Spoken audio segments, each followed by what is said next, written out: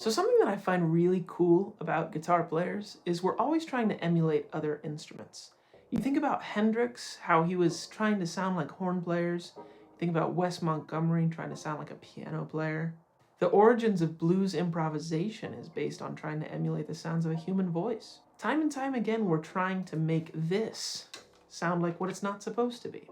And yet through that process and through that innovation, we have some really interesting sounds coming out of guitars. And obviously with the invention of guitar synthesizers, MIDI pickups, such and such, we can really get any sound we want nowadays. But if we dial it back just a little bit and we take it to where people were making analog emulations of things, maybe getting experimental with the way that they played the instrument or things that they put in their guitars, there's actually a lot of cool sounds we can get from sticking stuff into our guitars. Hey guys, what's up? My name's Danny McLaughlin and welcome back to the YouTube channel. I was thinking back the other day about my time when I went to the Berklee 5-week program. This was actually the first time I'd ever partaken in any major music camp or college. I never went to jazz camp or band camp as a kid. So I was a bit of a fish out of water for that summer at Berklee. And I remember taking a lesson with this guy. His name was Mike Ide. And he had a whole comprehensive study on the sounds of things you can put into your guitar to make it sort of sound like other things. I want to say that there was a handout that we got, but I don't think I have it actually. Effectively, it was a bunch of different materials that you stuck in the bridge of your guitar, kind of close to the end of the strings, that gave it a different texture. A lot of tin foils and copper wire and rubber bands. What's really interesting when you start putting things like this into your guitar is it makes you actually play and approach the instrument in a different way.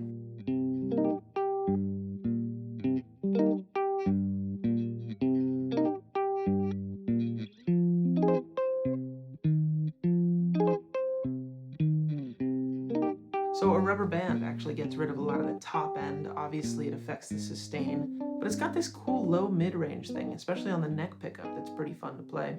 What's interesting is rubber on the bridge is not a new concept, and this is a bit of the poor man's way of doing a classic rubber bridge guitar. I think these were originally either introduced or first mass-produced on Fender Jaguars, which if you don't know, Jaguars were usually what Fender used to test out new ideas for guitars. The rubber bridge guitars have gotten more and more popular, with entire guitars being dedicated to having a specific rubber bridge. Rubber bridge acoustic guitars have gotten very popular, as have electrics and baritones. One of my favorite guitar players, Blake Mills, uses rubber bridge guitars from time to time, some attributing the resurgence to his playing. Blake Mills is actually another person who shows a really strong interest in trying to make the guitar sound like other instruments. You know, the note starts out higher and then quickly gets back down. You can do that by bending. Yeah, but you can slide too, which is a really, really cool sound.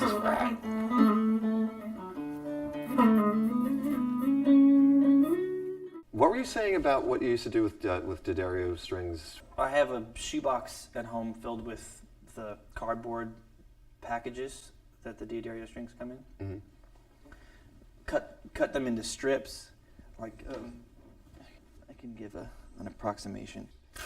So if you have like a strip about that size, and this isn't the guitar for it. I got it. If you weave it in between the strings over by the bridge, you can get this really interesting, like distorted staccato effect, especially on a bridge pickup.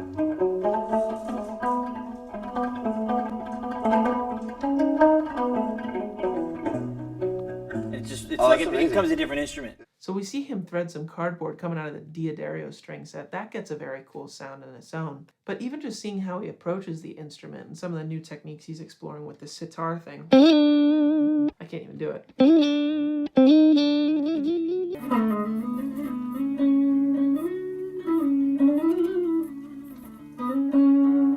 That's kind of a weirder one. Something else that I see Blake Mills do, as well as some other jazz guitar players, is he will use his index finger to kind of tremolo pick and brush very gently across the strings.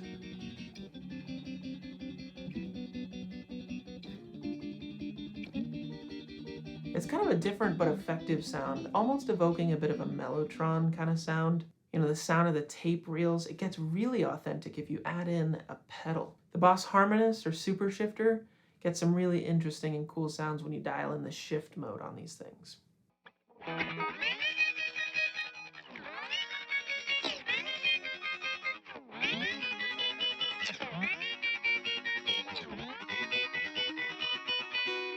And if you really wanted to get authentic, you could check out a product called the Gizmotron.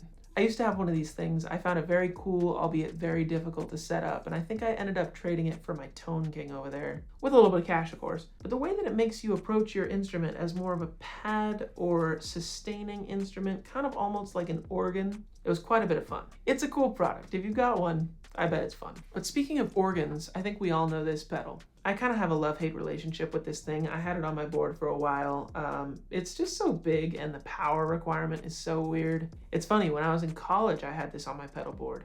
And in all of the ensembles that I played in, I ended up becoming the faux organ pad guy. So it ended up being the reason that I didn't get to solo a lot of the times, because I became this chordal guy with this. But this is just about the closest way you can sound like an organ on the guitar without having a MIDI pickup.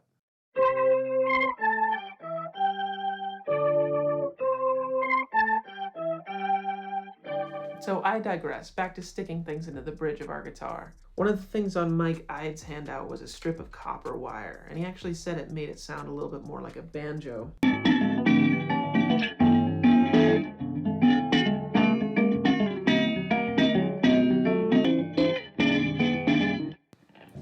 I guess you got to admit the intention is there. The first step to probably achieving a more banjo-like quality is caboing up the neck a little further. So let's go ahead and check out the 7th fret and see what this sounds like.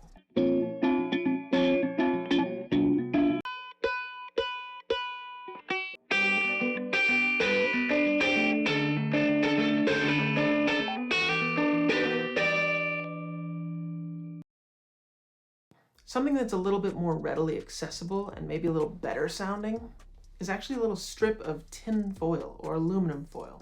You actually kind of have to be a little careful with the size or else it'll start affecting the intonation, but you'll find it.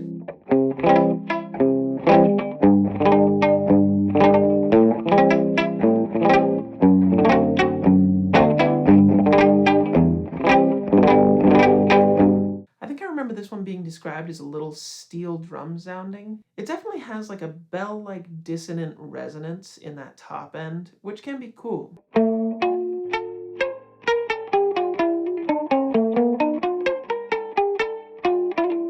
Or does it just sound like strumming chords? Kind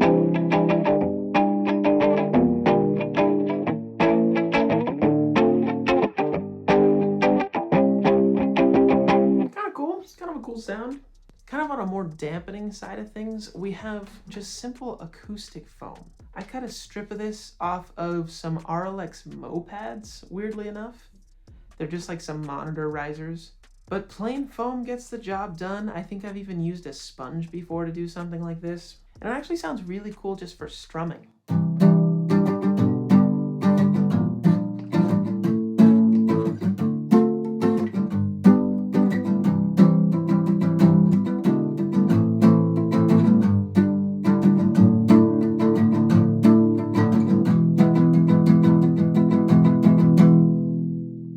It's got enough sustain to where you can hear it, but it doesn't sustain forever. It really dies out quickly.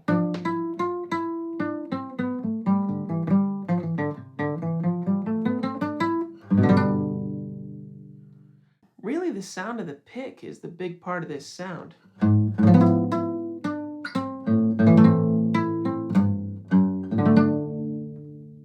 I actually remember this being done by Jack Conte a lot in some of his videos.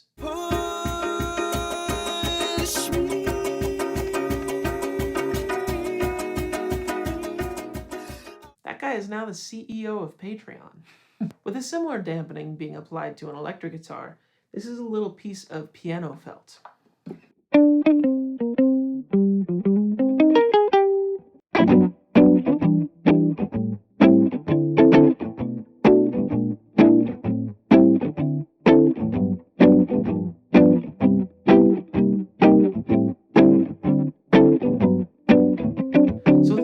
options that are available to us, it can be liberating to find our way through analog means of finding sounds. I remember getting this guy like 10 years ago, and do I use it that much? No, definitely not. But every single time I do pull it out, it's pretty inspiring.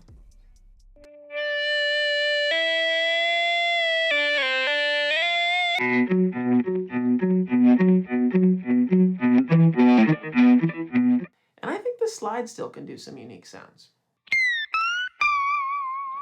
Other ways I can think of getting sounds is with like a violin bow, maybe. I used to mess around with the violin bow. I think I still have one in the closet right there. But the rosin from the bow got my strings kind of nasty. I've bowed a bass before for a film score. I think a sample would have sounded better. I gotta imagine there's a lot of percussive options available to us too. Things like hitting the guitar with some drumsticks or maybe brushes. Especially if you interplay with some of the harmonics that are available. Are there any great sounds you can get with a guitar that I didn't cover? Something you'd like to share? Leave me a comment down below, I'd love to read them. But anyway, thanks for watching the video, thanks for making it to the end of the video. If you haven't yet, make sure to hit that like button and subscribe, and I'll see you guys in the next one.